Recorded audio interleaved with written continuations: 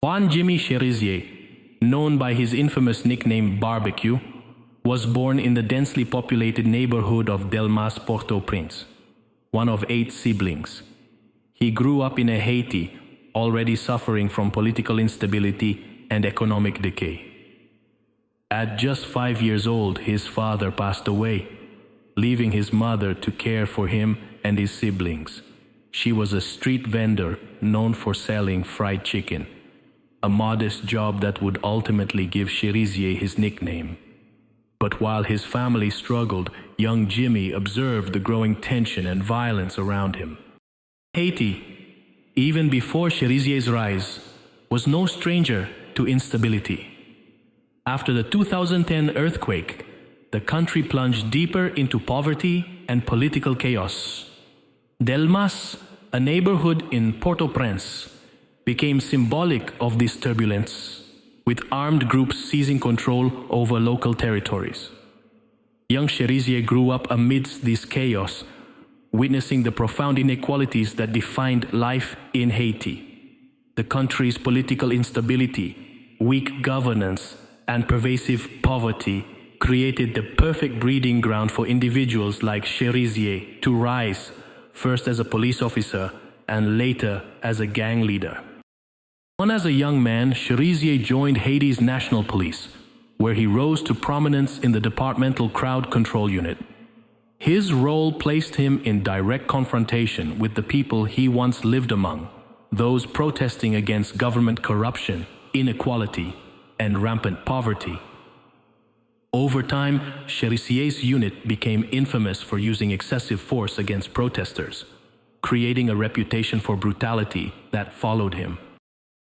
The Haitian National Police, PNH, tasked with maintaining order, often found itself under immense pressure.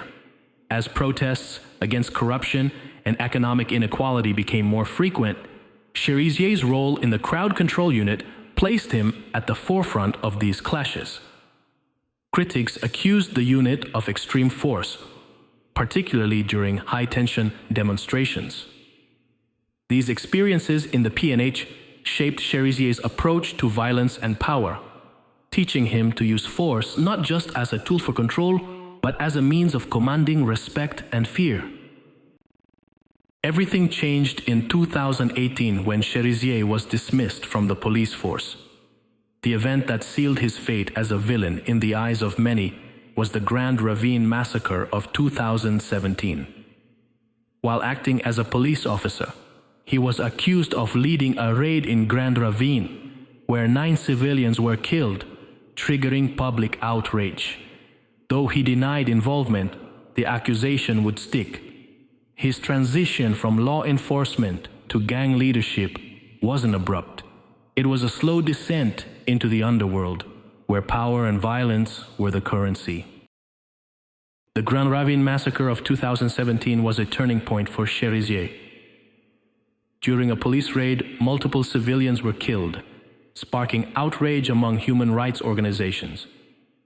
The PNH, under pressure from both the public and international observers, took action by dismissing Chérizier.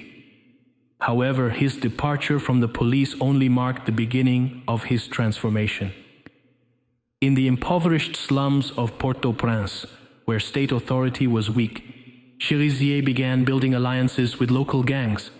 These gangs, already entrenched in Haiti's political landscape, provided Chérizier with a new form of power, one that didn't require a badge. By 2020, Chérizier had united 9 gangs into what he called the G9 family and allies. This gang coalition now controls vast parts of Port-au-Prince, including some of the city's poorest neighborhoods. Chérizier presented the G9 as a revolutionary force, claiming he was filling the void left by Haiti's corrupt government and that his gang would lead a revolution against the country's political elites. The G9 coalition was not just about controlling territory, it was a political statement. Chérizier branded himself as a revolutionary leader, positioning the G9 as a counterbalance to Haiti's corrupt politicians. He exploited the desperation of Haiti's poorest, providing them with basic needs like food and protection in exchange for loyalty.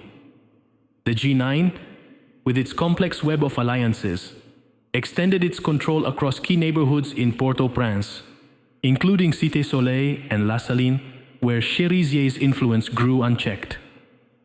By framing himself as a revolutionary, Chérizier blurred the lines between gangster and political leader, leveraging his newfound power to control resources, people, and territory. But the price of Chérezier's so-called revolution has been steep. He has been linked to several brutal massacres, including the La Saline massacre of 2018, where more than 70 people were killed and 11 women were raped. Homes were burned and families torn apart. Similar events occurred in Bel-Air, a neighborhood where rival gangs clashed, resulting in more death and destruction. Chérizier denies his involvement, claiming instead that these massacres were part of a conspiracy to tarnish his name. The La Saline massacre stands as one of the most shocking episodes in recent Haitian history. Over 70 people were killed and 11 women raped, according to reports from human rights organizations. The brutality of the massacre sent shockwaves through the international community, with many pointing fingers at Chérizier and his G9 gang. However, Chérizier has continually denied any involvement, claiming that the violence was orchestrated by his political enemies to discredit him. Despite these denials, survivors of the massacre describe horrific scenes of violence, and Chérezier's name remains tied to the bloodshed. One Chérezier's most audacious move came in 2022, when his gang blockaded the Vareux fuel terminal, the largest in Haiti, for nearly 2 months. This action plunged the country into chaos, with hospitals, schools, and businesses unable to function without fuel. The blockade coincided with a deadly cholera outbreak, exacerbating Haiti's humanitarian crisis. Chérizier demanded the resignation of interim Prime Minister Ariel Henry, using fuel as his leverage. The fuel blockade orchestrated by Chérizier in 2022 highlighted the extent of his power. By blocking the Vareux fuel terminal, Chérizier effectively held the country hostage.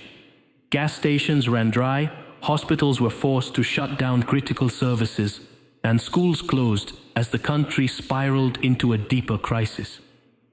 The timing of the blockade, which coincided with a deadly cholera outbreak, exacerbated the humanitarian disaster. Chérizier used the blockade to demand the resignation of Ariel Henry, Haiti's interim prime minister. While his demands were not met, the blockade showed how much influence he wielded over Haiti's critical infrastructure. In the eyes of many, Chérizier is a criminal who has brought nothing but pain and suffering to Haiti. Yet, some see him as a defender of the poor, a man who speaks for the voiceless in a country where the political elite has failed its people. The truth, as always, depends on where you stand. In Haiti, Chérezier's image is deeply polarizing.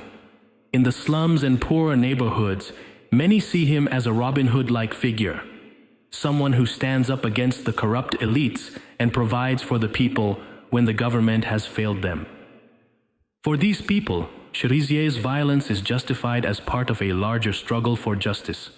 On the other hand, the middle class and business community view him as a thug who has used violence and extortion to destabilize the country. The growing gang violence has crippled the economy, and Chérezier's role in this is undeniable.